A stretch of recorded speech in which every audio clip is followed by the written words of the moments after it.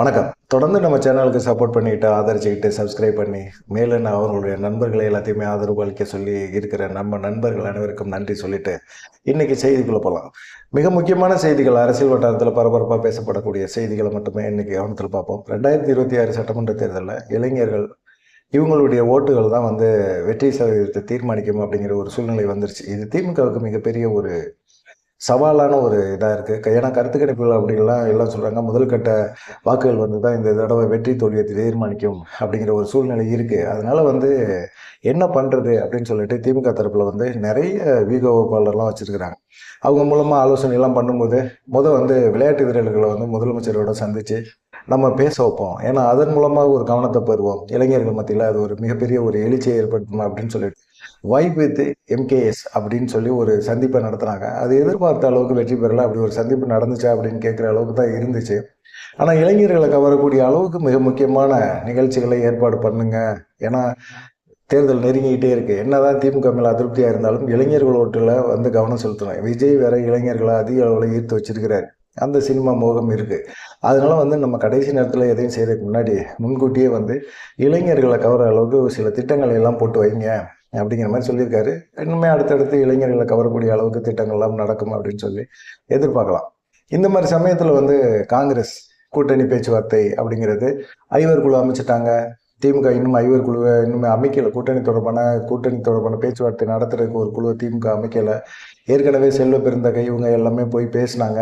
பேசும்போது நாங்களும் குழு அமைப்போம், அவங்களோட கூட்டணி தொடர்பான பேச்சுவார்த்தை நடத்துங்க அப்படின்னு சொல்லி அனுப்பிச்சிட்டாங்க. காங்கிரஸை பொறுத்த வரைக்கும் சீக்கிரமாக நம்ம முடிவு பண்ணால் தான் நல்லது, தேர்தல் களத்தில் இறங்கி வேலை பார்க்குறதுக்கும் நல்லா இருக்குமா அப்படிங்கிற மாதிரி தொகுதி பங்கீடு சம்பந்தமான பேச்சுவார்த்தை திமுகட்ட பேசணும். ஒரு சைடு தாவேகாவோட பேச்சுவார்த்தை நடத்துகிறாங்க அப்படின்னு சொல்லிட்டு அவங்களுக்கு திமுக காங்கிரஸ் மேலே அதிருப்தியில் இருந்தாங்க. திடீர்னு பார்த்தா சிதம்பரம் முதலமைச்சர் ஸ்டாலினை போய் சந்தித்து பேச்சுவார்த்தை நடத்துகிறாரு. என்னடா இது, காங்கிரஸ் இப்போ தாவேகாவோட கூட்டணி தொடர்பான பேச்சுவார்த்தை நடத்திட்டு இருக்காங்க. அப்படிப்பட்ட ஒரு சூழ்நிலையில் எப்படி இவங்க போய் இந்த சைடு சிதம்பரம் போய் முதலமைச்சரை போய் பார்க்குறாரு அப்படிங்கிற மாதிரி ஒரு இது இருக்குது. அது இல்லாமல் பார்த்தீங்கன்னா அவங்களுக்கு திண்டிவனத்தில் பேருந்து நிலையத்துக்கு இந்திரா காந்தி பேர் வச்சுருந்தாங்க. அதெல்லாம் எடுத்துகிட்டு கலைஞர் பேரை சூட்டுறதுக்காக நகராட்சி தீர்மானம்லாம் போட்டு வச்சுருக்கு. இதெல்லாம் காங்கிரஸை மேலுமே பயங்கரமான ஒரு டென்ஷன் ஆக்கி விட்டுருச்சு. எதுக்குமே முதலமைச்சர் ஸ்டாலினை எதிர்த்து பேச மாட்டார். அவருக்கு எதிரான குரல்லாம் கொடுக்காத செல்வ பெருந்தகை கூட டென்ஷன் ஆகி இது மாதிரி மறைந்த இந்திரா காந்தி பேரை எடுக்கக்கூடாது அப்படிங்கிற மாதிரி அவர் பேசியிருக்காரு. இப்படி திமுகவுக்கும் காங்கிரஸுக்கு இடையே ஒரு கருத்து மோதல்கள் இருந்துகிட்டே இருக்கு. திடீர்னு இவர் போய் பேசுறாரு அப்படின்னா என்ன அர்த்தம் அப்படிங்கிற மாதிரி எல்லாமே யோசிக்க ஆரம்பிச்சாங்க. ஆனால் அவர் சிதம்பரம் ரொம்ப கூலாக தான் முதலமைச்சர்கிட்ட பேசிட்டு வந்திருக்கிறாரு. மேடம் சோனியா காந்தி அவங்க உங்களோட தான் கூட்டணி வைக்கணும்னு ஆசைப்படுறாங்க. பிரியங்கா காந்தியும் ஆசைப்படுறாங்க. திமுகவோட தான் கூட்டணி தொடரணும்னு சொல்லி ஆசைப்படுறாங்க. சிலர் மட்டும்தான் கழகத்தை ஏற்படுத்துறாங்க. அது ஒன்றும் சாத்தியப்படாது. அதே சமயத்தில் நான்லாம் உங்களுக்கு தான் எப்பயுமே சப்போர்ட்டு, திமுக கூட தான் நான் கூட்டணி வைக்கணுங்கிறதுல ரொம்ப தெளிவாக இருக்கிறேன்.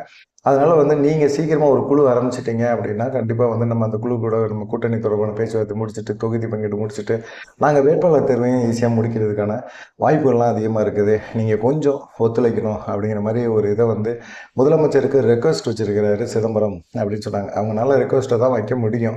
முதலமைச்சர் சரி சிதம்பரம் போன்ற அரசியல் பெரிய ஆளுங்கள்லாம் கேட்குறாங்க அப்படிங்கும்போது அவர் எப்பயுமே பிப்ரவரி மாதம் இந்த குழு அமைக்கலாம் அப்படிங்கிற ஒரு முடிவில் இருந்தார்.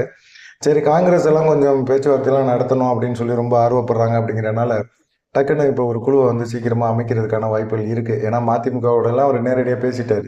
காங்கிரஸோட பேச்சுவார்த்தை நடத்துறதுக்கு காங்கிரஸ் மேலிடத்தோட பேச்சுவார்த்தை நடத்தலாம் அப்படிங்கிற ஒரு எண்ணத்தில் தான் அவர் இருந்தார்.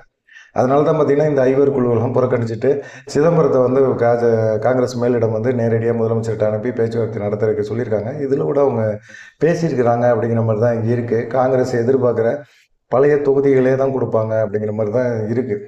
அவங்க கடந்த 2021 சட்டமன்ற தேர்தலில் எவ்வளோ தொகுதி வாங்கினாங்களோ அதே தொகுதி தான்.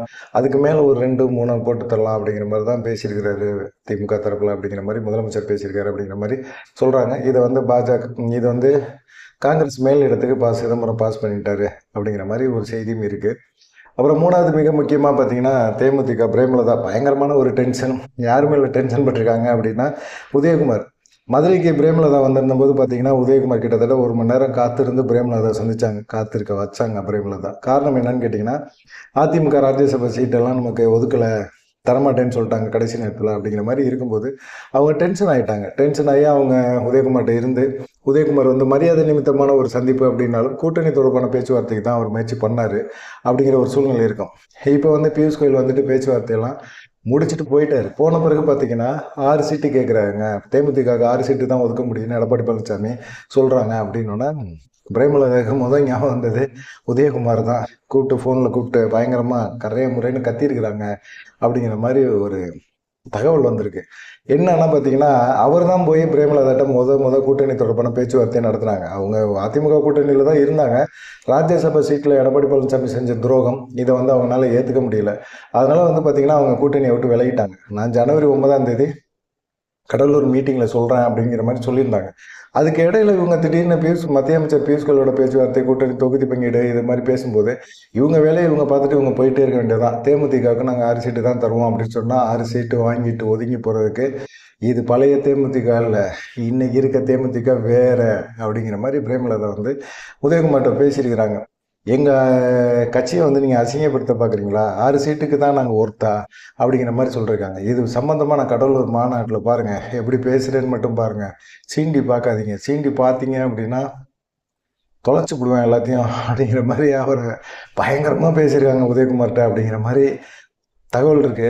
இதை தாண்டி பார்த்தீங்கன்னா அவரும் வந்து பிரேமலதா கோபத்தை எதிர்பார்க்கவே இல்லை. அவரும் என்னடா இது நம்ம ஏதாவது பேசிட்டோம்னா அதை வந்து பிரேமலதா ஏதாவது சொல்லி எடப்பாடி பழனிசாமிகிட்ட சொல்லி எடப்பாடி பழனிசாமி செங்கோட்டையன் மாதிரி நம்மளை கடைசி நேரத்தில் தூக்கி விட்டாருன்னா என்ன பண்ணுறது அப்படிங்கிற ஒரு பயமும் அவருக்கு இருக்குது.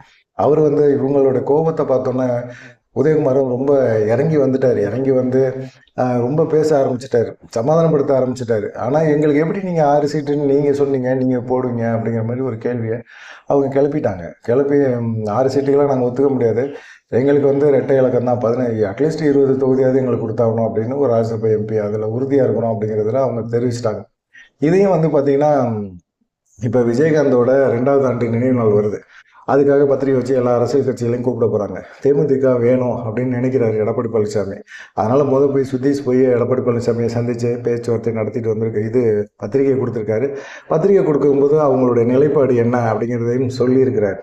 சொன்னதில் ராஜ்யசபா சீட்டு, சுதீஷுக்கு ராஜ்யசபா சீட்டு அதில் வந்து குறியாக இருக்கிறார். அவர் டெல்லி போயே ஆகணும், ராஜ்யசபா எம்பி ஆகணும், எம்பின்னு தனக்கு பின்னாடி போட்டுக்கணும் அப்படிங்கிறதுல சுதீஷ் ரொம்ப தெளிவாக இருக்கிறார். அதனால வந்து பார்த்தீங்கன்னா அவர் எடப்பாடி பழனிசாமிகிட்ட பேசியிருக்காரு.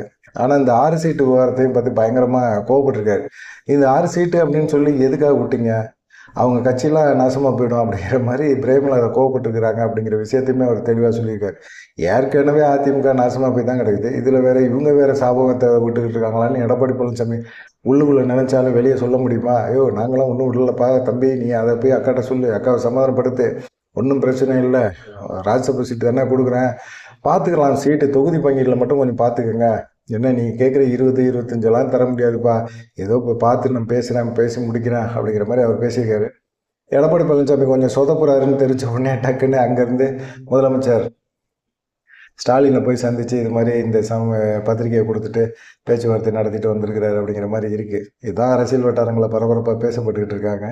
நீங்கள் இந்த தகவல்களை பற்றி என்ன நினைக்கிறீங்க அப்படிங்கிற ஒரு விஷயத்தை மறக்காமல் கமெண்ட் பண்ணுங்கள். நன்றி, வணக்கம். தொடர்ந்து நம்ம சேனலை சப்ஸ்கிரைப் பண்ணி பாருங்கள்.